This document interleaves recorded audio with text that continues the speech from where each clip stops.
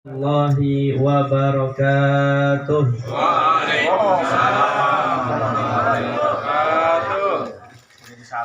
Alhamdulillah. Alhamdulillahilladzi anzala as-sakinata fi qulubil mu'minin. Ashhadu an la ilaha illallah wahdahu la syarika lah al-malikul haqqul mubin. Wa ashhadu anna sayyidana Muhammadan abduhu wa rasuluhu as-sadiqul wa'dul amin.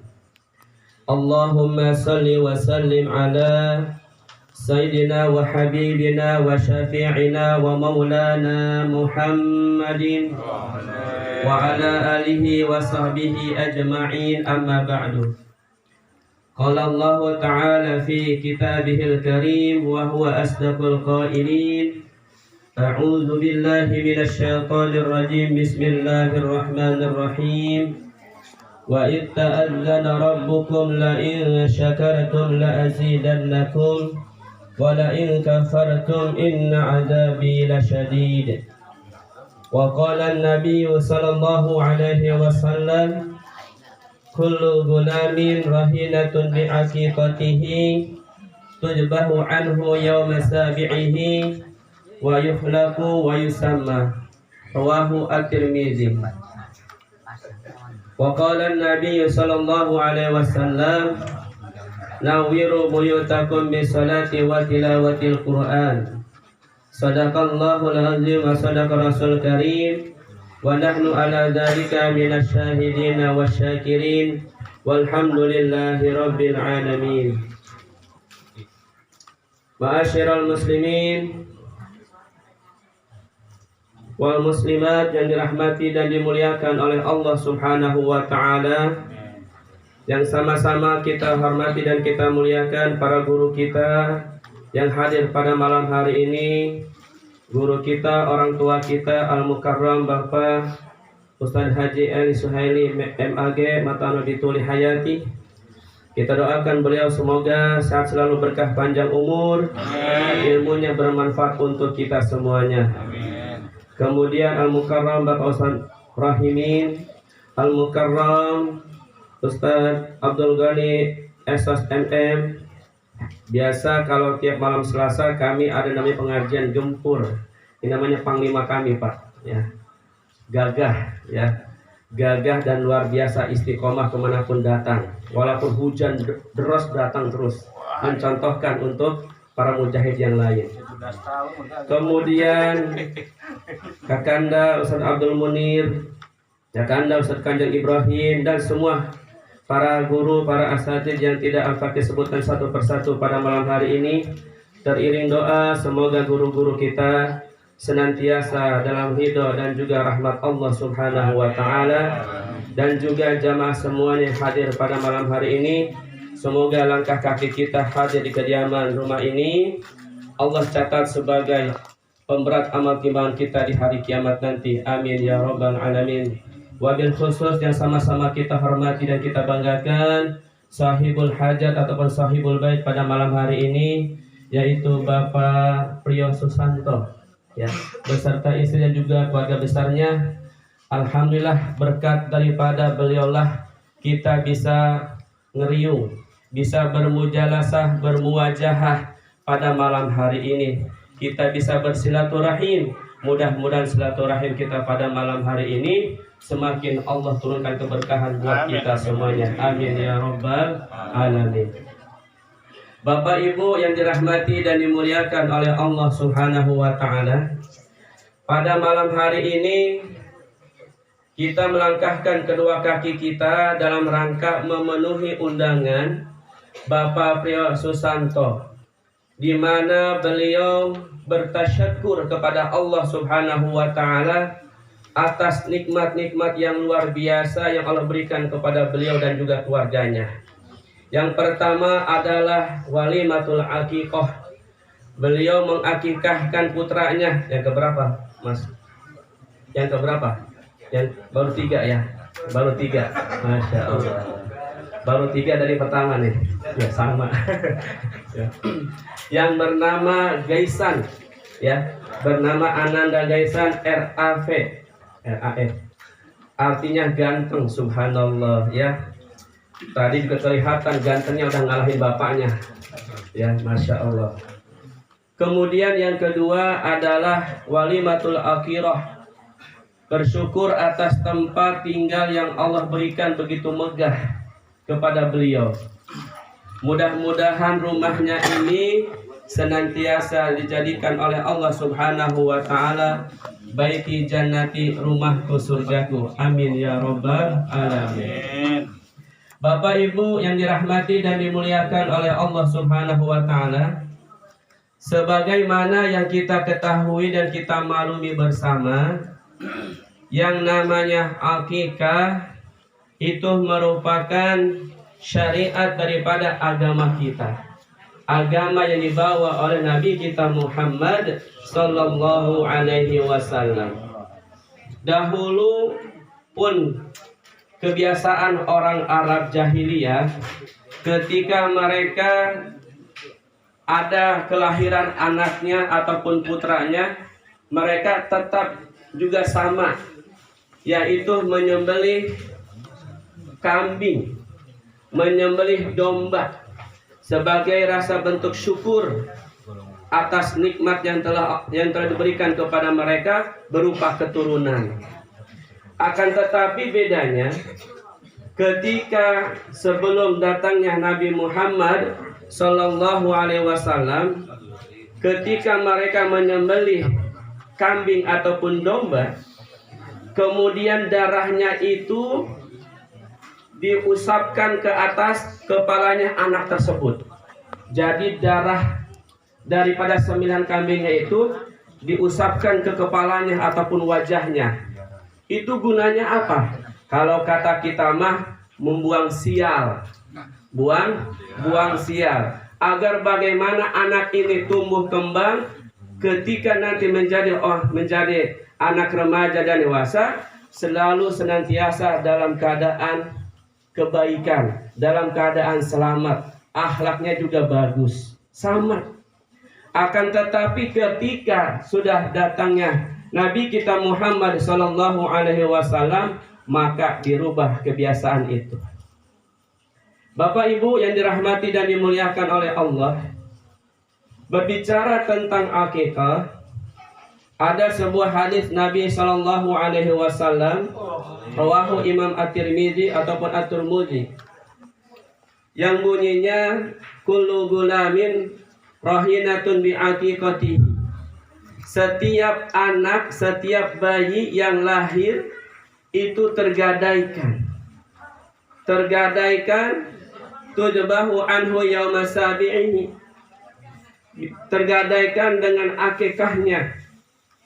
Kemudian apa itu tujbahu anhu yauma sabi'ihi? Dia harus menyembelih domba ataupun kambing pada hari yang ke-7. Apabila sudah ada rezekinya, silakan potong kambing atau domba pada hari yang ke-7.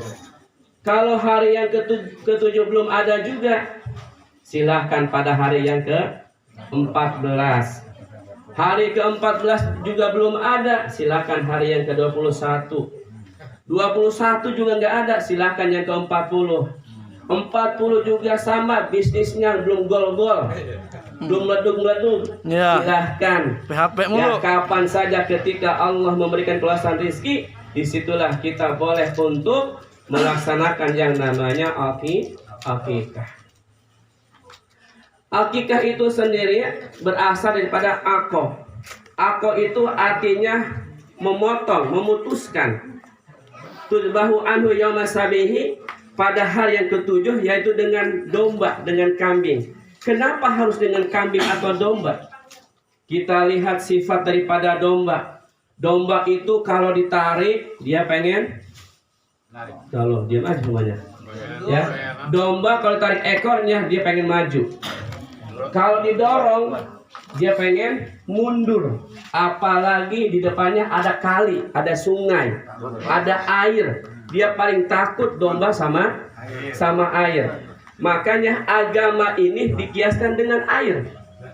Sehingga dipotonglah itu sifat daripada kambing, agar bagaimana anaknya nanti lahir tumbuh kembang itu menjadi anak yang taat kepada Allah Subhanahu wa taala. Masya Allah. Kemudian setelah dipotongkan kambing, ya, kalau anak laki-laki berapa ekor? 2. Kalau mazhab Imam Syafi'i 2 kambing 2 ekor, ya, 2 ekor. Kalau perempuan 1 ekor. Kalau fikih sunnah menurut saya sabik 1 putra atau anak laki-laki 1 kambing aja. Silakan, ini adalah mazhab perbedaan. Kenapa? Karena saya sabik itu merujuk kepada Imam Hanafi. Imam Hanafi. Tapi kalau Imam Syafi'i itu buat laki-laki 2 ekor kambing. Masya Allah, luar biasa nih. Jadi kalau misalkan ada yang anaknya lahir laki-laki motong 1, itu bisa bermadzhab Hanafi atau bisa pelit. Ya, pelit ya. Bisa dia bermadzhab Hanafi atau dia pelit, gak mau modal keluar gede. Ya Allah.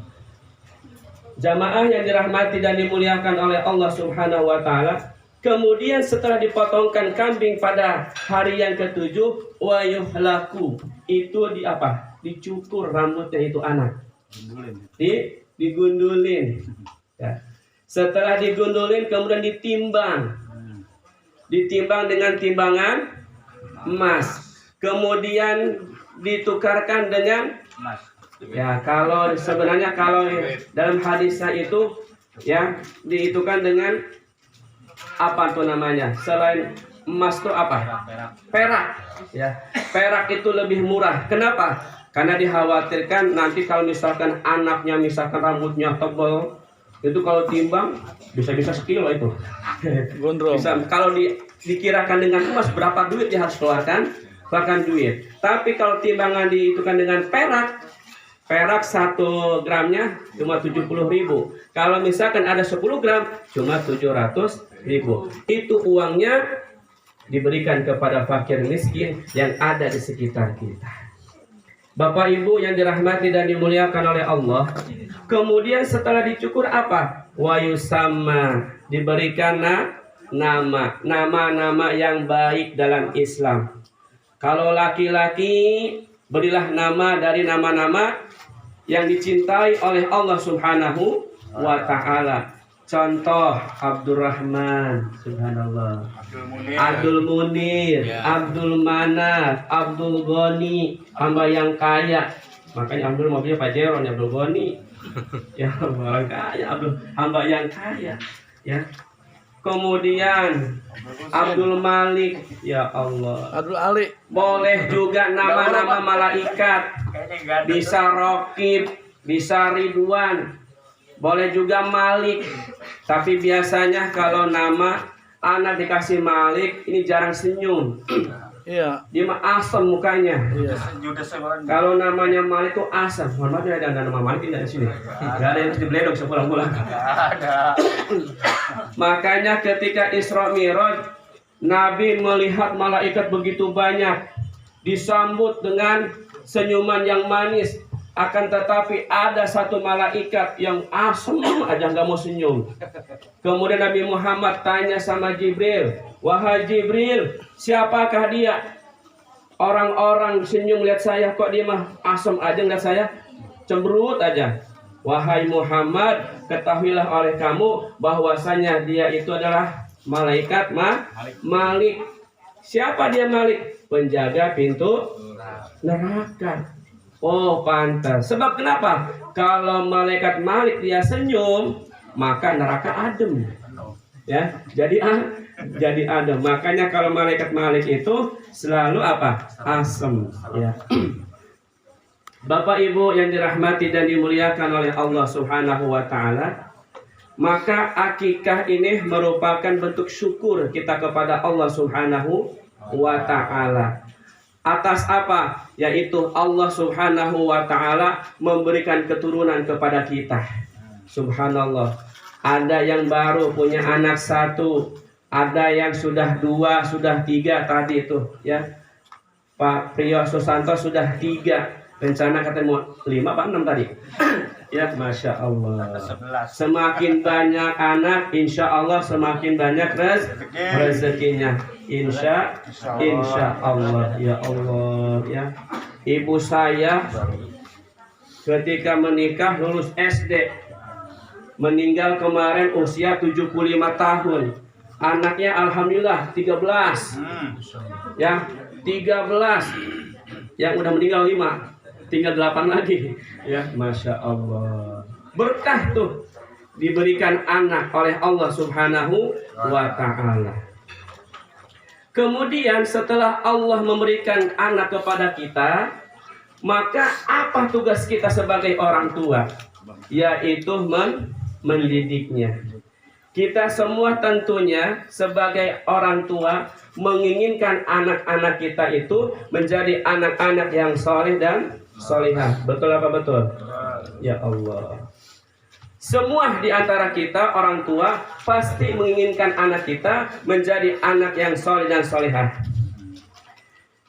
Menurut Imam Al-Ghazali di dalam kitab Ihya Ulumuddinnya, beliau mengatakan bahwasanya anak itu bisa 4 kriteria. Bisa menjadi 4 kriteria. Yang pertama, anak itu bisa menjadi wirduka. Apa itu wirduka? Menjadi bunga buat kamu. Masya Allah. Kalau kita nih seorang ayah pulang dari pekerjaan, lagi capek-capeknya, ya borongan. Ya, borongan ngecor kek, borongan apa kek, habis survei tempat begitu banyak, pulang-pulang capek. Pas dibuka pintu, anaknya lagi tersenyum, ayah, ayah. Masya Allah. Maka ketika kita pulang lagi capek-capeknya, lihat anak yang begitu lucu-lucunya, maka capek kita hilang. Muncul kebahagiaan, rasa semangat terus ada dalam hati kita. Inilah anak menjadi wirduka, bunga buat kita dalam keluarga. Kemudian juga akhlaknya juga bagus. Kalau disuruh ngaji, mau. Kalau disuruh sholat, mau juga. Gimana enggak mau sholat, gimana enggak mau rajin ngaji. Orang bapaknya juga rajin ngaji, rajin sholat. Betul apa betul? Coba kalau bapaknya ya nyuruh doang. Nah, ngaji sono, bapaknya malah mancing. Ada nggak sini? Mana orangnya? Ya Allah. Ya. Nah, sholat. Sono kamu sholat. Nah, dia merengkol. Ya. Jadi luar biasa, Pak. Kata Imam Al-Ghazali, anak ini bisa menjadi bunga buat kita, menjadi penghibur buat kita. Maka ketika anak sudah menjadi bunga buat kita, maka insya Allah akan selalu mendatangkan kebahagiaan di tengah-tengah keluarga kita. Amin ya Rabbal Alamin. Kemudian yang kedua, anak itu bisa menjadi sahibuka. Apa itu sahibuka? Menjadi teman buat kamu. Masya Allah. Kita malam-malam ngobrol sama anak, curhat ceritanya. Malumlah emaknya udah tidur. Ya, emaknya udah tidur, curhat sama anaknya. Anakku, anggapan namanya Cecep, ya. Tadi bapak kerja capek luar biasa. Terus tadi di tengah jalan bapak pokoknya ceritakan tentang pekerjaan. Akhirnya curhat ke sana kemari, didengarkan sama anaknya. Makanya nanti kalau sudah besar, kamu belajar sungguh-sungguh akan menjadi orang yang sukses. Jangan seperti bapak capek begitu. Menjadi sahibuka. Kemudian yang ketiga, anak itu bisa menjadi khadimuka. Apa itu khadimuka? Pelayan buat kita, pelayan buat kamu. Masya Allah. Kalau kita lagi capek, ya, kita lagi haus. Nah, ambilin bapak air dalam kulkas, diambilin tuh airnya sama anaknya. Ayah, abi ini minumnya. Alhamdulillah. Lagi males pengen ngerokok, tolong beliin rokok. Berangkat tuh bocah, tapi jangan lupa kasih uang jajannya juga, uang jalannya. Ya Allah.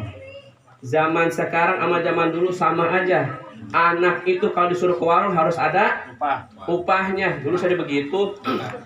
Nah, beliin tuh ya minyak, dulu pakai trigen. Jalan kaki ke warung lumayan ada sekilo mah. Sambil jalan begitu trigen diapain tuh? Ya, pukul-pukul sama ini nih, sama dengkul.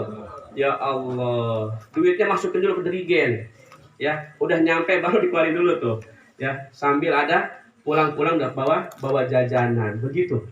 Maka anak pun sekarang pun demikian, menjadi apa? Khadimuka buat kita.